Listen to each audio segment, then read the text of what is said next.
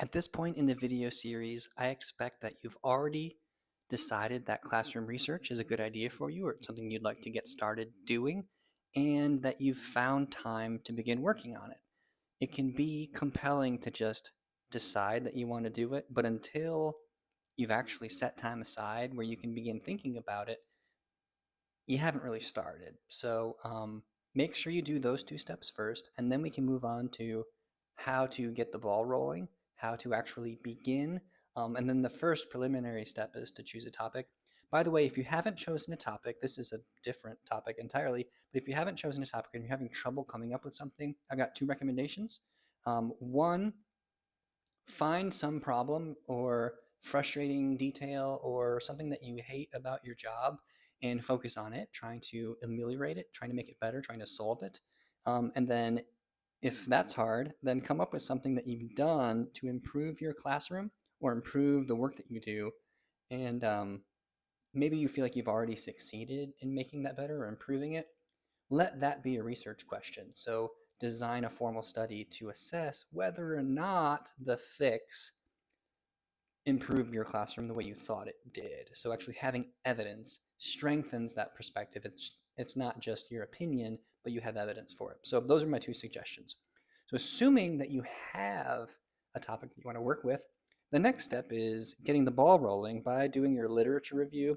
And I apologize, the literature review has a horrible reputation in research. I don't know, I guess it's the way that we tend to think about it. It's like this chore.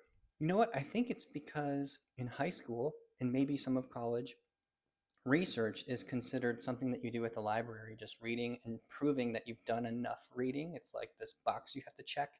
But if you look at it as getting a leg up on your research project, it's like imagine having to paint your house and finding out that there's a way to get the house 3/4 of the way painted before you even pick up a paintbrush. It's like, of course, you'd want to click that option to skip through 75% of the process. That's what doing a review of the literature allows you to do. You do not have to invent your all the information. You don't have to invent the evidence. You don't even have to invent your design. You can find examples that have already been examples of studies that have already been conducted and review the results that have already been found. And you might actually learn that you don't need to collect any evidence yourself or collect any data or analyze it yourself. You can use what's there already. Um, when I first started doing research, I used to like have my fingers crossed, hoping that no one else had asked the question that I want to ask. So I did a study on first generation college students and the recognition that they deserve to be there. So a lot of first generation college students feel like they don't belong and that they have imposter syndrome. And so I wanted to know what it was like or what happened in order for a first generation student to actually feel at home in college. And I was like reading books about the topic, hoping that no one else had asked the same thing because it was my idea. Well, now my perspective on the literature review has changed completely to the point where I hope that someone's already done it so I don't have to, because I'm asking the question for a real reason. It's not just to prove how good I am at research, it's to improve my own practice as a teacher and my own process in the classroom. So, a literature review is about seeing what work you can climb up on top of to get a better view of your topic.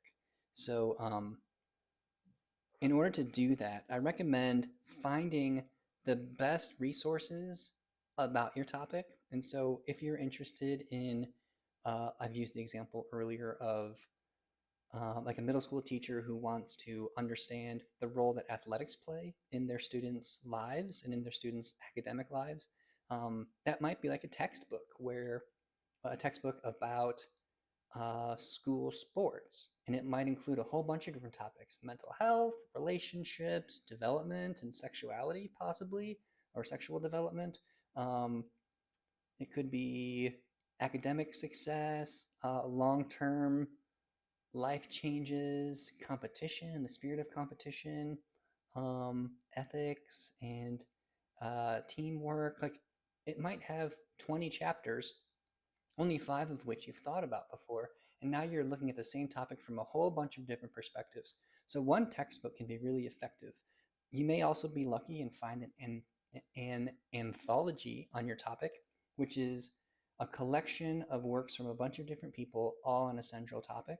Or maybe you'll find a book that's been written about your topic by one author, or articles that have been published about the topic. But find people like yourself who are interested in a topic like yourself and see what they've learned and what you can learn from them. By doing this, so in the example of like the textbook, you might have just a general interest in how athletics influence students' lives. Um, but as you look at what's been done, you'll realize that it's a very broad topic and you want to narrow it down to something specific. After this step, you'll hopefully be able to say, I don't just want to know about how athletics influence these middle schoolers' lives.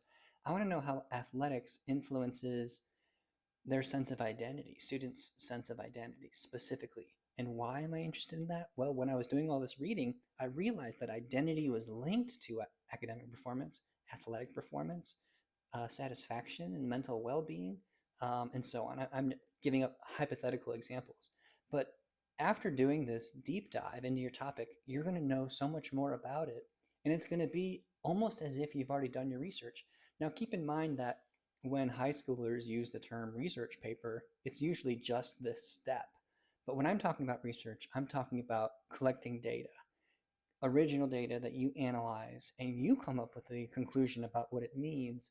Um, so this preliminary review of what's already been done is just the foundation so that when you design your study, you can be specific about what you think you'll find and what sort of data you'll collect and how you'll analyze it and in what ways. And so that brings, um, you may find today that people that you trust have TikTok, um, what do you call it? I guess TikTok pages. I'm not. I don't use it. I'm revealing that. YouTube. I don't know what the noun is here. Um, I guess YouTube page. Um, you might be able to find that you don't need to go to a textbook or something text based. It might be a series of videos made by a person, or maybe it's a podcast where a teacher who's a host, interviews a bunch of people about a topic. Be Remember that you're the one doing this for you. It's benefiting your students. It's benefiting your development as an instructor, as a teacher. So use whatever is best for you for collecting that background information. Um, don't limit yourself to peer-reviewed journal articles unless they're doing something that you want to do yourself. I tend to like the way that experiments are designed in peer-reviewed journals because they're detailed. But if I'm just getting started, I might listen to podcasts on my topic or watch YouTube videos. Can't say I've ever like followed a TikToker, not yet. I've mentioned this already. When you are looking at a topic, there's a lot of associated details. Um, During the period where you're seeing what's already been done and learning more about your topic, hone in on one aspect of that, and it'll help you ask a really detailed question. So let's see. When I was studying chronic absenteeism, I realized that there were a lot of different ways for explaining why students skipped class. So there's a motivation-based explanation. There is a um, environmental factors explanation. So like there was a tornado and students couldn't come, or a car broke down. There was a like an ethical explanation that students who don't care about school, I guess a values-based question, students who don't care about school won't go. Um, and then there was an administrative position where administrators, like the school design makes it hard for some students to get there and other students not. Then, of course, like social infrastructure. There are a bunch of different narratives out there to help explain it. And I realized that I wasn't interested in the environment because I couldn't control that, or our community because I couldn't control that either. It's like bus lines and stuff, public transportation.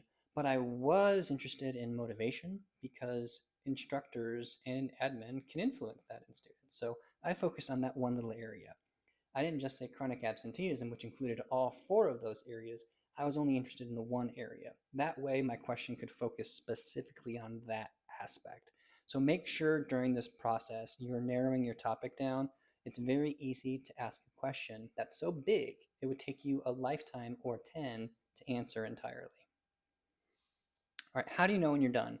I'm guessing this will vary from person to person, but I know that I'm done with this process of background reading when I get impatient and I find myself skipping over the book or chapters and skimming and getting antsy. That means it's time for me to work. Um, but at the beginning, I'm so clueless about my topic that I'm reading voraciously. And I want to know, like, please tell me, what do I need to focus on? What's important?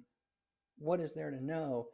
Once it's like going to a buffet and like picking out items and you're not sure what's going to be good or not, so you're grabbing a bunch of stuff and sampling a little bit of it, and pretty soon you start to see a structure form, and that structure is partly in the research that's been done, and it's partly in you based on the questions you're interested in. So by spending enough time there, eventually a structure will form. This is Gestalt Psychology 101 or 401, I guess, a bit advanced. um, a structure is going to form, and it's going to be partially your doing and partially the work that's already out there. And so once I start to like visualize what's going to happen and want to start collecting the data or designing my study, then I know I'm done with that step. I'll return to it later to tighten it up if I'm writing an article about it. But once I get impatient with the process is when it's time for me to move on from the background research. For you, it might be once you feel confident enough, like you feel like you've done enough reading to design a study, maybe it will be something external to you. If you have a deadline, maybe you're working on a master's thesis or a dissertation and you need to propose it by a certain date. So it's like you do as much background as you can, and then you just got to move forward. And know that you're in good company if you're moving forward before you feel like you're ready. Artists, musicians, scholars, time of all time have commented on the process of moving on before you maybe feel like you're ready. Because sometimes not feeling like you're ready is a defense against putting yourself out there. So sometimes you just got to push yourself forward. And that is it for now.